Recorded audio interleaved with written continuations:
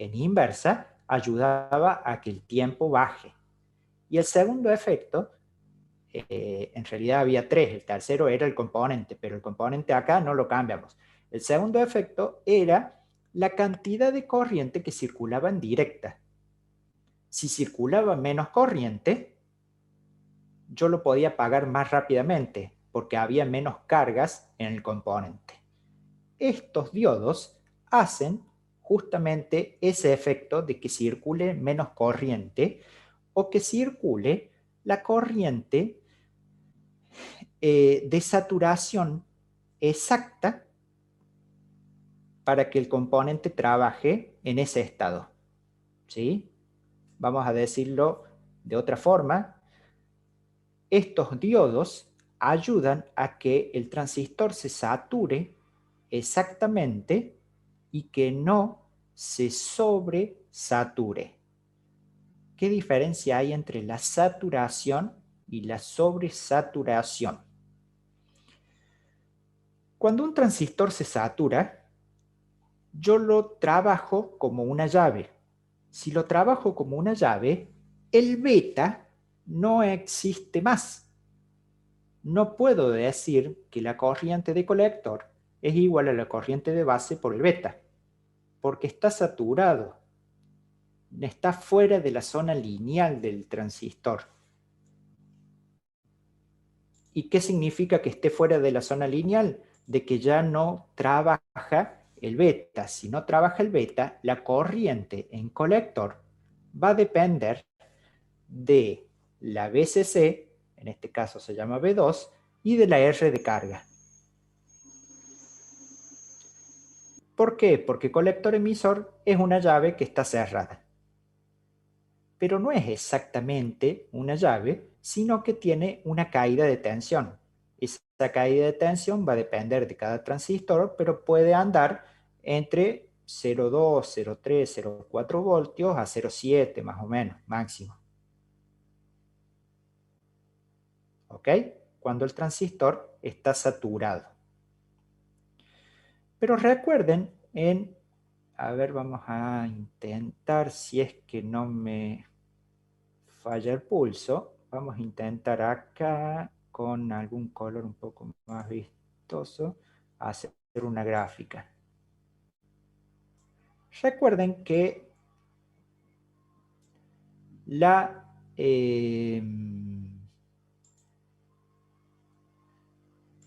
curva o la recta de carga de un transistor tenía este formato, ¿sí? Vamos a ponerle acá tensión colector emisor y acá corriente de colector, ¿sí? Y nosotros decíamos de que podíamos colocar al punto de carga Q en cualquier parte de la recta de carga. A ver, ¿hay alguna duda? O sea, la corriente de sobra en base va por el colector de diodo 3. Sí, eso es más o menos lo que quiero explicar en este momento, Mocias. Es exactamente eso. Y o sea que escribiste no se entiende bien qué es lo que significa. O sea va separado. Y ósea es una estructura ósea, es una estructura de huesos, ¿sí? Pero eso se escribe con H encima. Pero bueno, vamos, no hay problema. El punto en la recta de carga puede estar ubicado en cualquier parte lineal de la recta, pero si lo ubicamos acá, muy cerquita del valor máximo de tensión colector-emisor, decíamos que el transistor estaba apagado o en el corte. Y si lo ubicábamos por acá arriba, decíamos que el transistor estaba en la saturación o encendido, ¿sí? La corriente de colector era máxima y ya dependía de la resistencia de carga y no del beta. Pero ese punto, si es que yo pudiera dibujarlo, estaba ubicado más o menos ahí. No estaba exactamente sobre la línea. Recuerden que nosotros solíamos hacer una recta que iba por acá, en donde decíamos que ya estaba entrando en la zona de saturación. Ese punto exacto es la saturación. Ahora, esa saturación me da un valor, vamos a cambiar el color, un valor de tensión colector-emisor, que acá lo vemos en 0,4, 0,5, 0,7 voltios. Y quizás eso no es tan bueno para una llave, porque que caigan 0,7 voltios acá de 12, y es algo considerable. Me van a quedar 11,3 para la carga. Entonces, lo que yo puedo hacer es inyectar un poco más de corriente por la base, modificando, perdón, deshacer, modificando el valor de la R7 para que inyecte más corriente en la base. Si inyecto más corriente en la base, lo sobresaturo y el punto va a tender a irse más pegado al eje. Entonces la tensión colector-emisor va a tender a bajar. Si baja 0,7, puedo bajarlo a 0,5, a 0,4, 0,3, a 0,2. Voy a tener una mejor performance en mi llave, porque se va a cerrar, por decirlo de alguna forma, más fuertemente y va a caer menos tensión en la llave y más tensión en la resistencia de carga. ¿Pero a costa de qué? A costa de que le inyecte más cantidad de corriente al diodo base emisor. ¿Y eso qué importa? Importa cuando lo quiere apagar, porque voy a tener más cargas, como habíamos visto en el práctico 1, y cuando lo quiero apagar voy a tener un inconveniente porque me voy a demorar más. Entonces es una situación de compromiso entre el tiempo que voy a demorar en apagar la llave, que en electrónica de potencia nosotros hacemos conmutaciones de llave rápidos. No es una llave que se prende una vez al día o cada tanto. Podemos conmutarla a 10.000, 20.000 ciclos a una llave de un bipolar por segundo. ¿Sí? Entonces, ¿qué hacemos? Ponemos este juego de diodos que hacen que el transistor quede en este punto de disparo exacto de saturación. ¿Y cómo sabemos que el transistor queda en ese punto exacto de saturación? Les voy a escribir acá la fórmula que me dice que un transistor está exactamente saturado. Esa fórmula es muy sencilla y nunca la saben cuando tomo los coloquios. Tensión colector-emisor es igual a la tensión base-emisor. O sea, colector-emisor es igual a base-emisor. Si base-emisor vale 0,7 voltios, colector-emisor va a quedar igual a 0,7 voltios. En ese punto, cuando yo logro ese equilibrio, en dispositivos electrónicos en tercer año nos enseñaron que el transistor estaba saturado. Y si no nos enseñaron en aquel momento porque el profe era medio olvidadizo, se lo estoy enseñando yo ahora. ¿Cómo logro ese equilibrio? Con el diodo 2 y el diodo 3. Porque fíjense en que entre el punto donde están los dos diodos con respecto a masa, yo tengo dos posibles caminos. Diodo 2 más tensión base emisor. Y el otro camino es diodo 3 más tensión colector emisor. Entonces yo a esta fórmula le puedo poner tensión diodo 3 más tensión colector emisor es igual a tensión base emisor más tensión diodo 2. Y la igualdad se sigue respetando. ¿Por qué se sigue respetando? Por los dos caminos que le acabo de decir. Ahora, si yo tengo la precaución de que los dos diodos D2 y D3 sean iguales, esto lo simplifico con esto, y me queda la fórmula que me dice de que un transistor está saturado exactamente. ¿Gracias a qué? A colocar esos dos diodos. ¿Y qué hacen físicamente esos dos diodos? Lo que mencionaba en el chat recién Mosiat. Hace que la corriente exacta para saturación se vaya por la base y el excedente de corriente se vaya por el diodo 3. ¿Por qué hay un excedente de corriente? Porque esta R7 está mal o está regulada sin importancia del valor de corriente. Si yo la regulo para que ingrese la corriente exacta de saturación del transistor, no me hace falta este par de diodos. Pero como normalmente eso es difícil de hacer y no tiene sentido ponerse en ese cálculo, se diseña para que haya una inyección de corriente y se ponen los dos diodos para que por la base circule la corriente exacta y el excedente se vaya por diodo 3.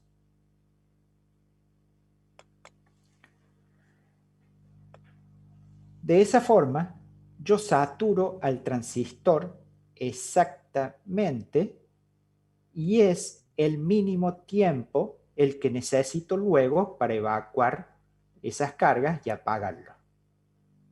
Si a mí no me interesara el tiempo de apagado, porque mi proyecto es para hacer algún encendido que no importa mucho el tiempo del apagado, por ejemplo, para conmutar una carga de un frigorífico o de alguna calefacción o algo por el estilo, en donde si demora 2 microsegundos o demora 2 milisegundos en apagarse, da exactamente lo mismo. Bueno, ahí no pongo los dos diodos, el D2 y el D3, y regulo la R7 para que la inyección de corriente sea fuerte. Entonces sobresaturo el Q1 y al sobresaturarlo genero este efecto de llevar el punto de disparo más cerca del eje, entonces la tensión colector-emisor es más chica. Si es más chica, es más llave o es mejor llave y tengo más potencia disponible en la carga. Y no solo tengo más potencia disponible en la carga, sino que tengo menos potencia en la llave. Si tengo menos potencia en la llave, menos se calienta. Y quizás con una saturación exacta tengo que ponerle un disipador a ese transistor y con una sobresaturación no.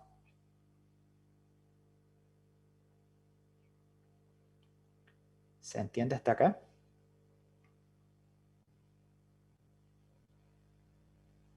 Sí, profe.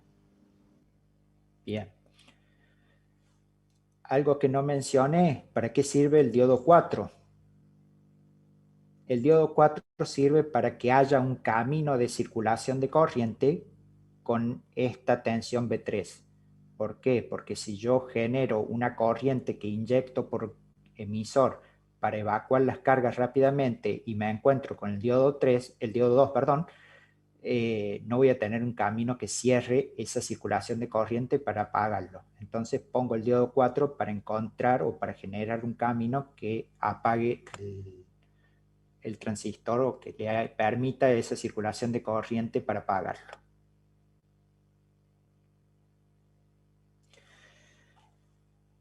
Al no estar este circuito, el efecto que yo tengo es este. Vamos a borrar todos los dibujos. Acá. El efecto que yo tengo es este. Fíjense en que yo les muestro 4 señales acá. La primera es la tensión en el C1. ¿Sí? La tensión en el C1. El C1 es este capacitor. La tensión en el C1 no es más ni menos que la tensión del PWM. O sea, la primera gráfica es la tensión del PWM. Muestro 2 ciclos. Apagado, encendido, apagado, encendido. La segunda, la tensión en la R6. ¿Cuál es la R6? Esta que está acá, que ayuda a la polarización del Q3. ¿Y qué es básicamente? Y la tensión de disparo del Q3. Es para que ustedes vean de que apenas sube la tensión en el PWM, sube inmediatamente la tensión para el disparo de ese transistor. Después muestro la corriente de base en el Q1.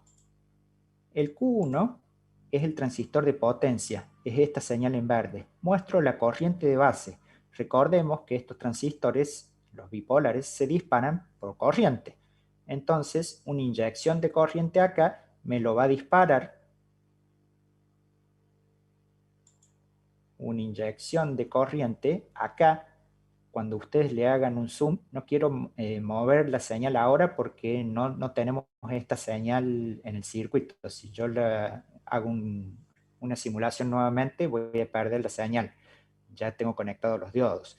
Pero acá, si ustedes le hacen un zoom, van a ver un pico de corriente. Acá se alcanza a ver el pico de corriente. Y ese pico de corriente, ¿por qué se produce? Porque este transistor se cierra abruptamente y genera un pico de corriente que prende rápidamente al Q1. Después que la constante de tiempo esta pasa, el transistor queda saturado, pero se relaja un poquito y ya no hay un pico de corriente en Q1, sino que una corriente justa como para mantenerlo disparado. Entonces ustedes ven acá el pico de corriente y después un nivel de corriente que alcanza como para mantenerlo disparado. Podrían cambiar la escala de corriente y lo verían mejor a esta señal. ¿Y esto qué es? En la corriente de base del transistor. Fíjense que coincide con el momento en que yo le digo al PWM, apágate. ¿Y qué pasa en ese momento? Este capacitor C1 se empieza a descargar a través del PWM, se enciende el Q2 y se enciende el Q4. Si se encienden esos dos, yo aplico la tensión de menos 5, la B3, al Q1 y le genero una circulación de corriente en inversa que pasaba por el cortocircuito que tenía acá antes. ¿Sí? Que es esa corriente que ayuda al apagado del transistor. Cuando el transistor se terminó de apagar, esa corriente desaparece porque el transistor ya se apagó. Y finalmente, en la última gráfica, les muestro la tensión en la carga.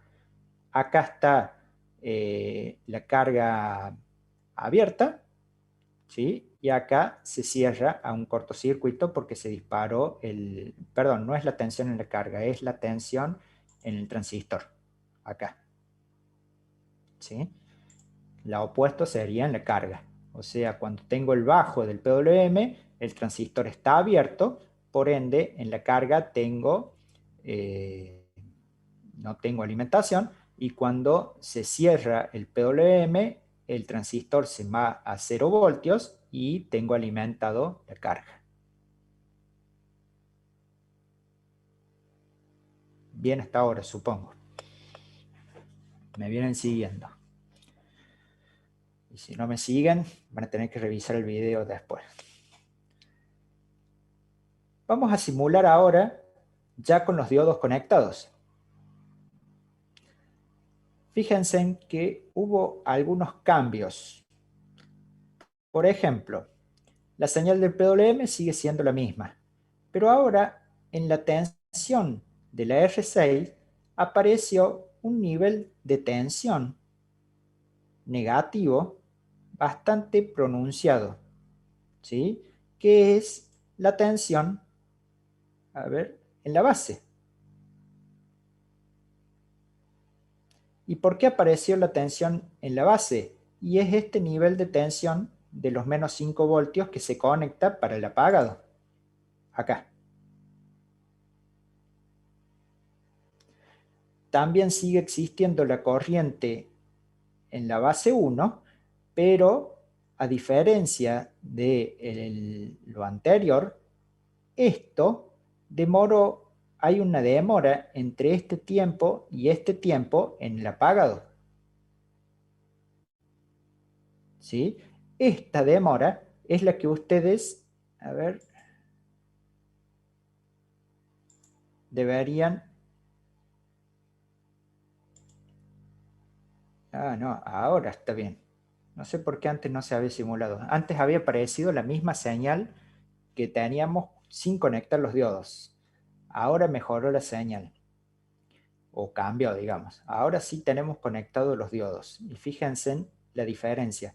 Recuerdan que yo recién le estaba diciendo, lo van a repasar en el video, de que en el momento que se produce el apagado de la tensión del PWM, pasa un cierto tiempo hasta que la señal en la carga se cierra. Ese cierto tiempo es debido a que yo sobresaturé al Q1 porque no tenía conectado estos diodos. Al sobresaturarlo, después demoraba más tiempo en evacuar las cargas y en terminar de apagarlo. Eso hacía de que esta línea esté más desplazada, esté por acá, y tardaba un par de nanosegundos más en apagarse, o de microsegundos más. Ahora, como le conecté los diodos, esos diodos ayudaron a que la saturación del transistor sea exacta, que no se sobresature, y fíjense en cómo van a tener que hacer un zoom para ver la diferencia, cómo está a simple vista casi en la misma línea el tiempo en el que el PWM se apaga y el tiempo que la llave conmuta. Eso gracias a que acá en la corriente de base hay una inyección de carga negativa, pero mucho más chica que toda la corriente que teníamos antes. ¿Por qué había mucha corriente antes? Porque había muchas cargas almacenadas en el componente.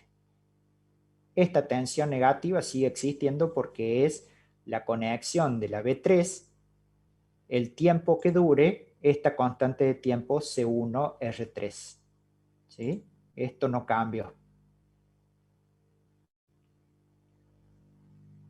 Y ahí yo ayudo a apagar el transistor más rápidamente con la B3, pero no me cuesta tanto apagarlo como me costaba antes, porque ya no tengo tantas cargas almacenadas en el Q1.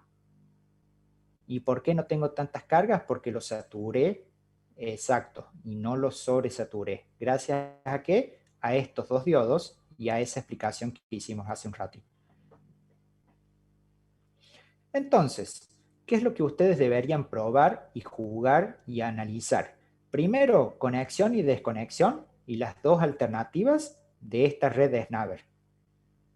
Para conectarla debería estar de esta forma.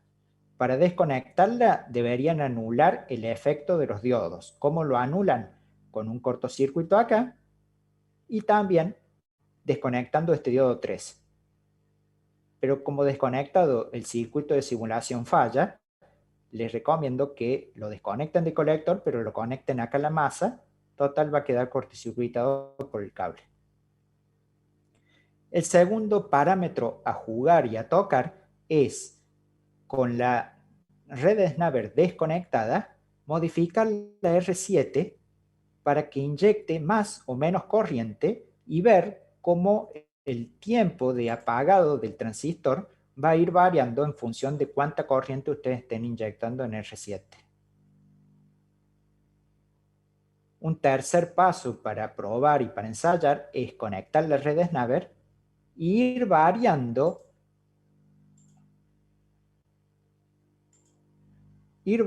la R7 y prácticamente no van a haber efectos, porque la red de Snaver está mitigando el efecto que pueda generar la R7.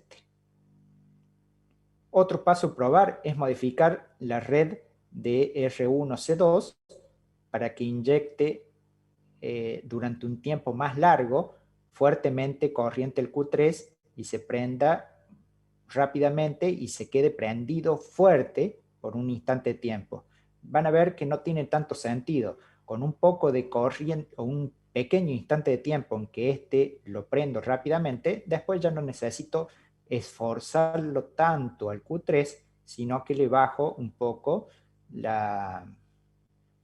¿Qué pasa con Fer Ferreira? Que se conecta y se desconecta. No van a necesitar inyectarlo tan fuertemente corriente este, sino que una vez que ya está prendido, ya lo liberan de una excitación fuerte de corriente. Un Profe, tengo una próximo consulta. paso, ¿sí? En el Dame un caso de que segundo, dame un segundito que no quiero perder el hilo. El último caso de prueba que deberían hacer es modificar esta red, la C1R2, para que esté conectada esta B3 más tiempo o menos tiempo. Entonces yo lo ayudo más tiempo o menos tiempo y deberían corroborar cuál es el efecto de ayudarlo menos y saber cuál es el límite en tiempo negativo, o sea, en mínimo tiempo, y cuál es el límite en máximo tiempo.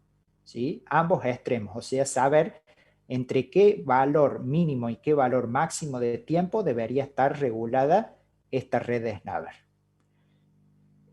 Sí, no sé quién era el que estaba por preguntar algo, ahora pregúntamelo. Sí, profesor Nicolás. Una consulta. Ahí, en el caso de que se pusiera un valor correcto de R7 para que no inyecte una corriente de más en el Q1, ¿se podría evitar el uso de la red de Snaver o no? Sí, lo mencioné en la explicación recién, pero es un poco difícil de lograr ese objetivo porque vos tendrías que verificar en la hoja de datos cuál es el valor exacto de corriente para saturarlo a Q1 y así todo no te va a quedar exactamente saturado. En cambio, conectar dos pequeños diodos que no influyen mucho en el costo, porque son dos diodos de señal nada más, no son de potencia, eh, te olvidas de este problema o de este dolor de cabeza de diseño que te puede generar andar revisando lo que vos mencionas. Pero en respuesta a tu pregunta, sí, es correcto lo que decís. Ahora, en la práctica, no, se ponen los dos diodos. Perfecto, profe, muchas gracias. Nada. ¿Alguna otra duda?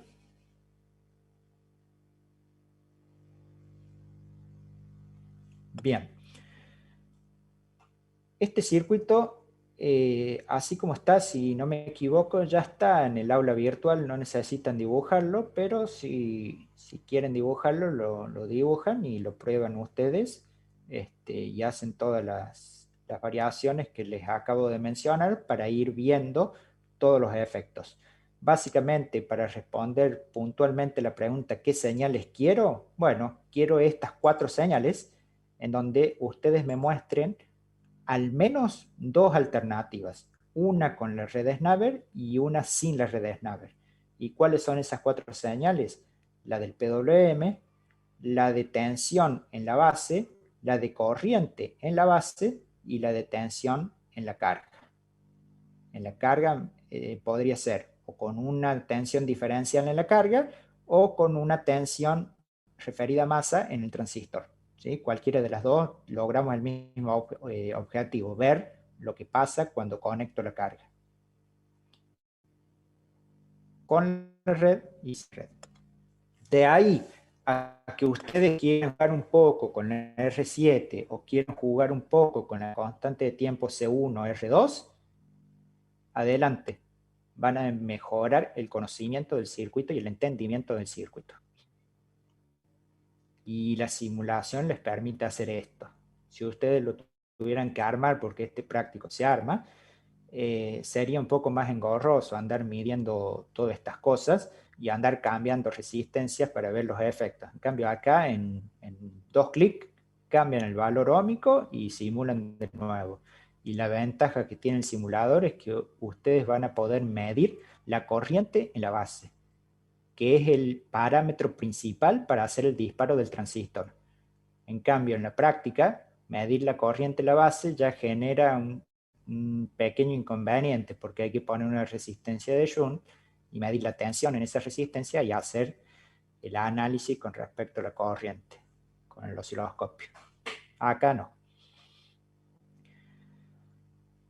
¿Comprendido?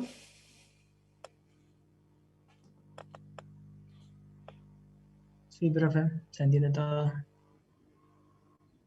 Bien. Vamos a los otros dos drivers.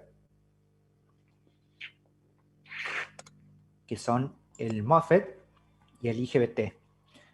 El circuito es exactamente el mismo para ambos casos. Sería un circuito como el que estamos viendo en esta imagen.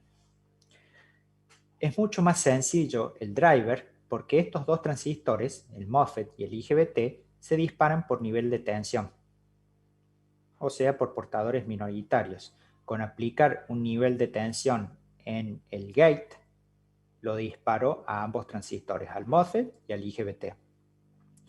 El nivel de tensión puede estar directamente aplicado a través de la señal del PWM, que está acá, perdón, la señal del PWM directamente aplicada al gate. O puede estar con este circuito que hace una aislación galvánica para que las masas de ambos lados sean independientes. Acá en la simulación, las masas son las mismas. Entonces, este trafo prácticamente sería un autotrafo porque tendría el primario con el secundario cortocircuitado con la simulación. ¿Sí? Es para un efecto de mostrar el diseño, pero en la práctica se hacen con masas distintas. Entonces, este MOSFET y este IGBT puede tener una referencia flotante. Más adelante, en la fuente conmutada o en la llave H para el control de velocidad de un motor, vamos a ver lo importante que es de que los MOSFET los pueda disparar, los MOSFET o los IGBT los pueda disparar, siendo de que su referencia, el emisor o el surtidor en el caso del MOSFET, no estén a masa, sino que estén a un nivel flotante, que puede ser a algún otro nivel. Eso lo logro con un transformador de impulsos. Este transformador de impulsos puede que les resulte un poco difícil de setear o de experimentar. Entonces, para la simulación, yo les puedo decir, o lo hacen sin el transformador, ponen directamente el PWM al gate y miden las señales de esa forma, o utilizan este circuito que la verdad no lo dibujé yo, me lo dibujó un alumno el año pasado que renegó hasta que logró que el transformador funcione bien. Y la verdad que no sé si lo subí al aula virtual, pero ya lo voy a hacer en estos días para que lo tengan también. ¿Qué hace esto? El PWM dispara un MOSFET que tiene que ser mucho más rápido que el MOSFET de potencia o que el IGBT de potencia. Eso no es tan difícil, porque este MOSFET es de poca potencia. Entonces, si es de poca potencia, un MOSFET rápido es fácil de conseguir. ¿Por qué es de poca potencia? Porque es para aplicar un nivel de masa o abierto al primario de un transformador y hacer de que una fuente externa genere una circulación de corriente en el trafo o no. Cuando se genera un nivel de tensión, se aplica un nivel de tensión en el secundario y eso me dispara el MOSFET o el IGBT. Les repito, el MOSFET y el IGBT se disparan por nivel de tensión en su pin de entrada, que en este caso es el gate. El BJT que veíamos hace un ratito se dispara por una inyección de corriente. Guarda de no confundir las dos formas de disparo de los dos transistores, o de los tres. Al aplicar el nivel de tensión en el MOSFET, se cierra el canal de salida, en el caso del MOSFET, drenador surtidor, en el caso del IGBT, colector emisor, y empieza a circular corriente por la carga. Si yo simulo esto,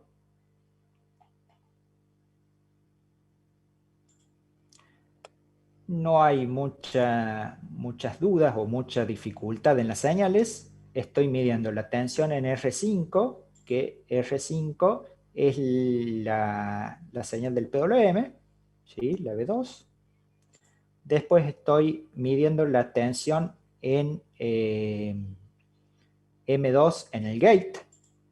M2 en el gate es la tensión en esta llave, en este driver del primario del transformador, que me dice cuándo lo prendo y cuándo lo apago. Va a tener la misma forma que la señal del driver.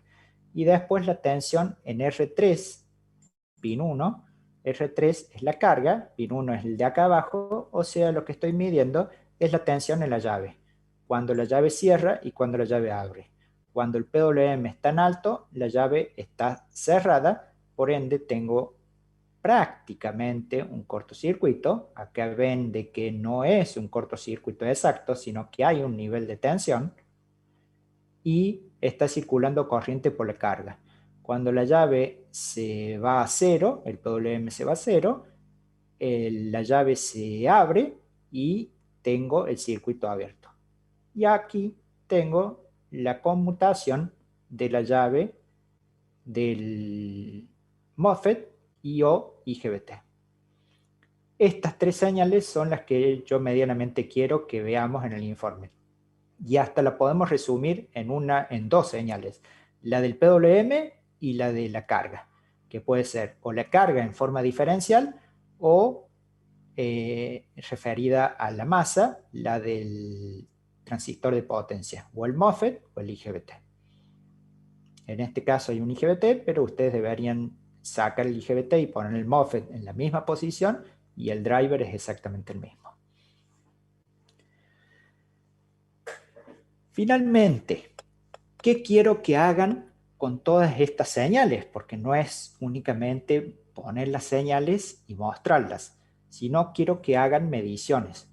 Quiero que me muestren todos los tiempos que están expresados en el enunciado del trabajo práctico: tiempo de encendido, tiempo de apagado, tiempo de cola, de crecimiento, etcétera, etcétera. Pero fundamentalmente se resumen en dos: encendido, el tiempo de encendido y el tiempo de apagado. Quiero que me muestren cuánto tarda en encender un transistor BJT, cuánto un MOSFET y cuánto un IGBT, y cuánto tarda en apagar un transistor bipolar, un transistor MOSFET y un transistor IGBT. Porque en función de eso vamos a lograr un conocimiento de en qué situaciones, vamos a utilizar cada una de las tres llaves que tenemos. Lo que deberían observar es que el bipolar es el más lerdo en encender y en apagarse, el MOSFET es el más rápido y el IGBT está en un nivel intermedio. Y atención con lo que les voy a decir ahora.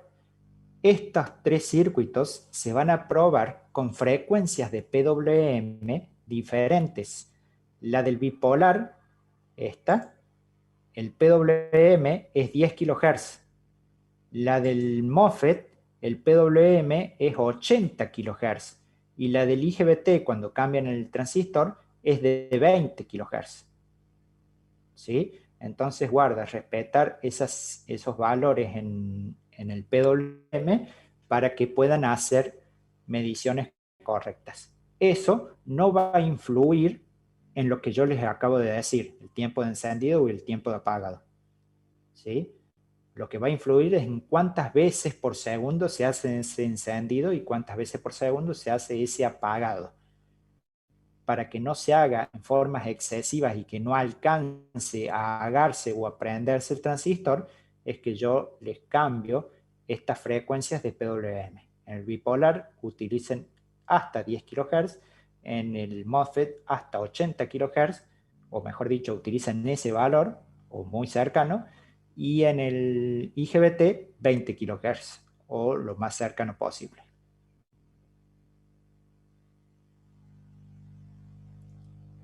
Y la conclusión sería eso: ver cuál es el más rápido en encender, en apagarse, y ver qué ventajas tiene cada uno de los circuitos, porque yo les acabo de adelantar que el bipolar es el más lento en apagarse, en prenderse y en apagarse. Bueno, pero ¿y trae alguna ventaja? Porque si no, ¿para qué se sigue usando el bipolar? Y se sigue usando. Y ya van a ver por qué. Y en el MOSFET, si es el más rápido, profe, ¿y para qué usamos los otros? Usemos el más rápido. Y tiene un inconveniente el MOSFET, que se tienen que dar cuenta. Yo algo se los dije recién cuando les explicaba las señales. ¿sí? Este nivel de tensión, ¿esto está bueno o no? No es una llave exacta. ¿Y por qué se da esto? ¿Y el IGBT está bueno? ¿Un nivel intermedio? ¿Es una situación de compromiso entre los dos? ¿O no está bueno porque es un poco más lento que el MOSFET? ¿Tiene alguna ventaja el IGBT? ¿Sí? Todas esas conclusiones las tienen que ir sacando ustedes. Y por supuesto, si no la sacan, se las voy a inducir a que la comprendan en el coloquio. O sea, no necesariamente tienen que saber la respuesta a todas estas preguntas cuando me envíen el informe, sino que yo con las preguntas del coloquio los voy a inducir a que saquen esas conclusiones. ¿Dudas? Sí, profe, una consulta rápida. En cuanto a costos, ¿qué conviene? ¿Qué es más barato, digamos, IGBT o MOSFET? Muy buena pregunta. El IGBT es carísimo. Conviene el MOSFET, pero tiene una muy buena performance en algo que ustedes se tienen que dar cuenta, el IGBT. Por eso, en nuevos diseños que son de buena calidad, por decirlo así, se utiliza el IGBT, a pesar de que es mucho más caro que el MOSFET. Correcto, profe, gracias. Profe, una De nada. pregunta. En este circuito R4 y R5 es porque los gates son aislados, ¿no? Se necesita una descarga de corriente, creo que era. Sí, también muy buena pregunta y no lo había mencionado. R4 y R5 se utilizan porque los componentes se disparan por nivel de tensión. Entonces, si, supongamos R4, si hay un nivel de tensión acá en el secundario del transformador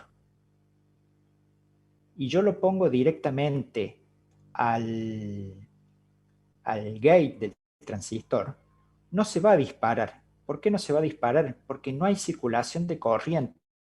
Si no hay circulación de corriente, es como que la llave es como que el circuito esté abierto, como si este cable no existiera. Pero ¿y por qué no hay circulación de corriente? Me dicen ustedes, profe. Porque es inmensamente grande la impedancia de entrada del MOSFET y del IGBT. Entonces prácticamente no circula corriente. Si no circula corriente, no hay diferencia de potencial. Si no hay diferencia de potencial, el transistor no se dispara, porque se dispara por un nivel de tensión. Entonces pongo profesamente una resistencia para que me genere circulación de corriente, para que haya una diferencia de potencial entre el gate y la referencia, surtidor en el MOSFET y emisor en el IGBT, y se dispare el transistor. Igual que acá, esta señal del PWM no va a lograr dispararlo, por más que exista el nivel de tensión, porque el transistor no ve esa tensión porque no circula corriente y no hay diferencia de potencial. Si yo pongo una resistencia, hay una diferencia de potencial porque circula una pequeña corriente de consumo al PWM y genero una tensión en este pin respecto a la referencia. Y esa es la tensión que ve el transistor y se dispara. Esas dos resistencias son sumamente importantes en estos drivers. Si no están, no funciona el driver. Y parecen mágicas, pero es realmente así. ¿Quedó claro? Sí, sí, está claro. Bien. ¿Alguna otra duda?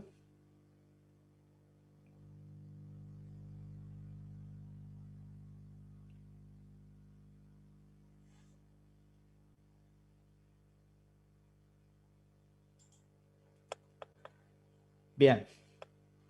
Chicos, si no hay más dudas, les recuerdo, el trabajo 2 ya lo tienen que estar entregando para estar medianamente al día. Por supuesto, como siempre les digo, no hay fecha límite. Yo les voy poniendo las fechas en donde yo considero de que ya deberían estar en un cierto estado para estar más o menos al día con la materia. Entonces, lo que ya enviaron en el trabajo práctico 2, que son 3 o 4 grupos no más, están más o menos al día. Pónganse a trabajar con el práctico 3. Los que no enviaron el trabajo 2 están un poquito atrasados. terminen el 2, envíenlo, que ya voy a empezar a tomar coloquios a partir de la semana que viene, y pónganse a trabajar en el práctico 3. El práctico 3 le va a llevar un tiempito, no es tan corto, ¿sí? Son 3 circuitos, 3 tipos de señales que tienen que ir variando, moviendo, entendiendo, y después medir tiempos de encendido y tiempos de apagado en cada uno para sacar conclusiones. Entonces, puede que sea un poquito largo la simulación y el informe. Por supuesto, menos tiempo que el que dedican cuando es presencial, porque presencial, armarlo y medir es mucho más difícil que esto que estamos haciendo con simulación. Entonces aprovechen esta ventaja, pero no se duerman en la realización del práctico. Pónganle pilas y avancen a paso tranquilo, pero constante.